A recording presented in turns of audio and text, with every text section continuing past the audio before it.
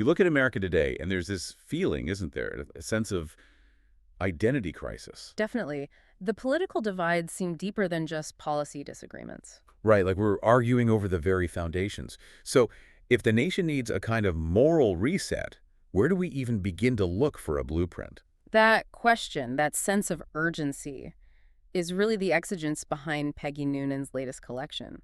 The critical problem demanding a response. And she's putting forward her view, drawing on, what, 25 years of writing? Exactly. 25 years offered as a possible way forward. Okay, so let's dive in. Enjoy a bold new take on book coverage with this extended analysis. This is more than just a summary, though we do include that too. Right. We're really examining how the author, Noonan in this case, shapes her argument, how she builds influence, and how she earns or maybe loses your trust as a reader. We want to give you the tools for sharper insight, greater discernment when you read.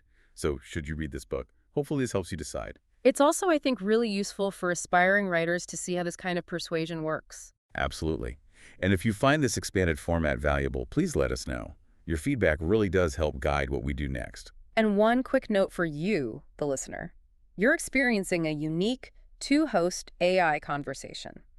This is powered by Google's Notebook LM, designed for a deeper, more dynamic analysis. All right, the book itself, Peggy Noonan's Long, A Certain Idea of America, Selected Writings. It came out in November 2024. And it compiles columns from her time at the Wall Street Journal going back a quarter century. The timing feels significant. Right. She seems to be responding very directly to current anxieties, things like declining civility, leadership issues, maybe even threats to democracy. Oh, absolutely. It's fundamentally a book about character, both the nation's character and the character of individuals within it.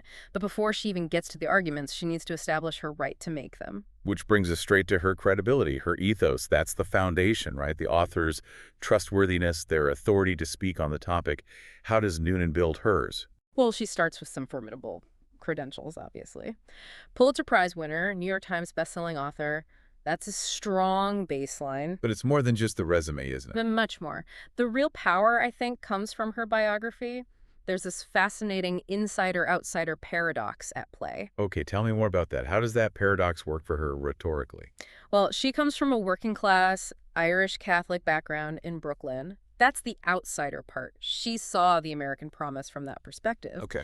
But then she rose through CBS News, presidential speech writing for Reagan, for George H.W. Bush. That's the insider. She knows the halls of power. Ah, I see. So she's not just commenting from an ivory tower. She's lived the American dream she writes about, which gives her authenticity on social mobility. She understands the system, but wasn't born into it. Exactly. And that credibility, that ethos, wasn't just built column by column. It was really cemented in moments of national crisis. Like the Challenger disaster response. Precisely. The material highlights her role in crafting Reagan's speech after the Challenger explosion, her ability to find what's called healing language in that moment of trauma. That's incredibly powerful. It positions her as more than just a political analyst. It establishes a kind of moral authority. She connected with the nation's grief. Right. And then there's the title itself, A Certain Idea of America. Let's break that down. Okay. A certain idea. It sounds intellectual, sophisticated. It does. But that phrase, a certain idea, it also suggests maybe a kind of humble uncertainty, not dogmatic certainty. That's interesting. Is it humility, though? Or is calling it a certain idea a way to maybe avoid having to defend the single idea of America? Is it a clever hedge? That's a really sharp point. And rhetorically, I think it functions as both. It is sophisticated hedging. By not claiming the absolute final word, she lowers the defenses of readers who might disagree on specifics. So it enhances her moral authority to critique leadership without sounding, I don't know, preachy or simplistic. Exactly. It's a very savvy rhetorical opening. Okay, so we understand why we might trust her voice.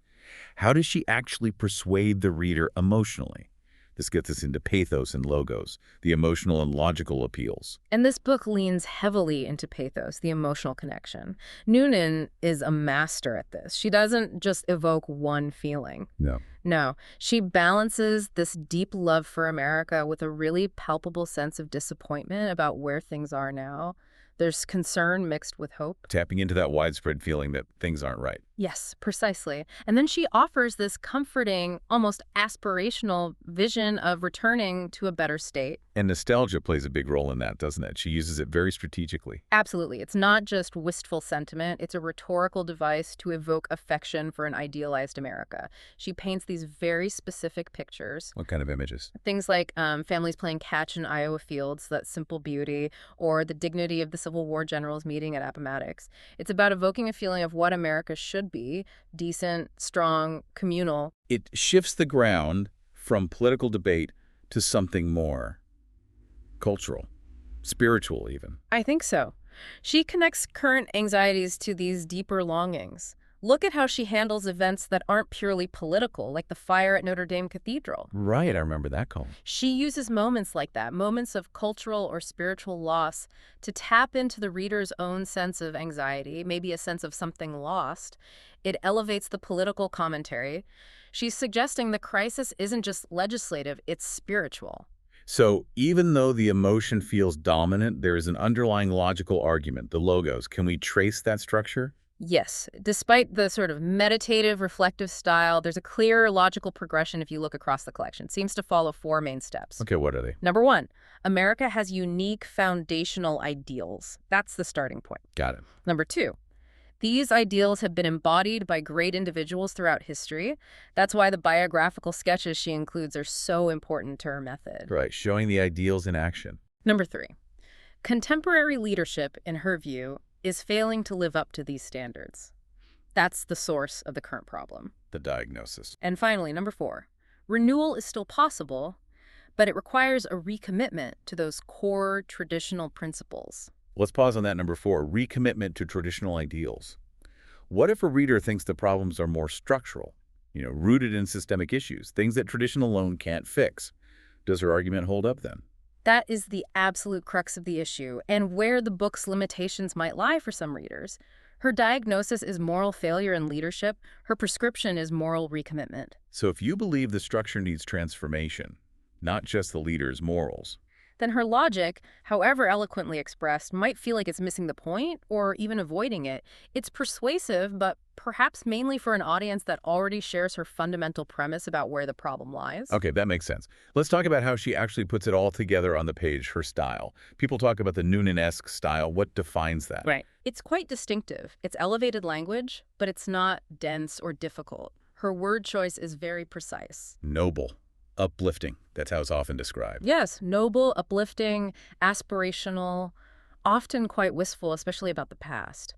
She walks this fine line, really. She avoids academic jargon, which keeps it accessible. But she also avoids overly simplistic populist language. Right.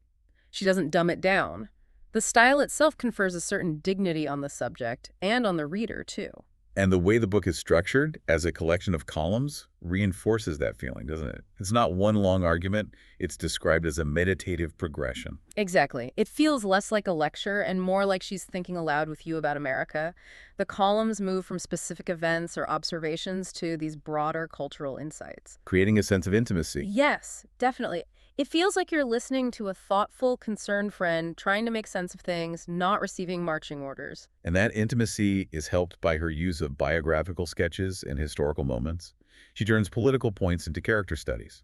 Right. She'll use figures like Theodore Roosevelt or maybe contemporary everyday heroes, people who embody service or duty. And that serves as a form of critique, too. Oh, absolutely. It's a very effective, if indirect, way to critique current leadership. She holds up TR's vigor or a civil servant's quiet dedication. And lets the contrast do the work. The positive example highlights the perceived negative without direct attack. Precisely. It's a very skillful narrative technique. Skillful, yes. But is it deep analysis, or is it a clever way to stay above the political fray, avoiding specific policy critiques? I think that's a fair question. It's certainly a strategic choice. It allows her to maintain this moral high ground, which is often more unifying, or at least less divisive, than getting into detailed policy fights that would split her audience. It's high-level rhetorical craft. A quick pause to mention Mindful Moments. That's our YouTube channel. We offer AI book analyses, summaries, critiques, all designed to inspire reflection and rational thought. Check it out if you enjoy this kind of deep dive. Okay, so pulling it all together now for a critical take. Given these rhetorical skills, this careful positioning, did Noonan ultimately achieve her purpose with this collection? I'd say largely yes, especially for her intended audience. Her goal seems to be demonstrating how to see and love America, offering hope grounded in a realistic, if concerned, assessment. And that resonates with. Well, likely conservative-leaning intellectuals, moderate Republicans, maybe some nostalgic Democrats.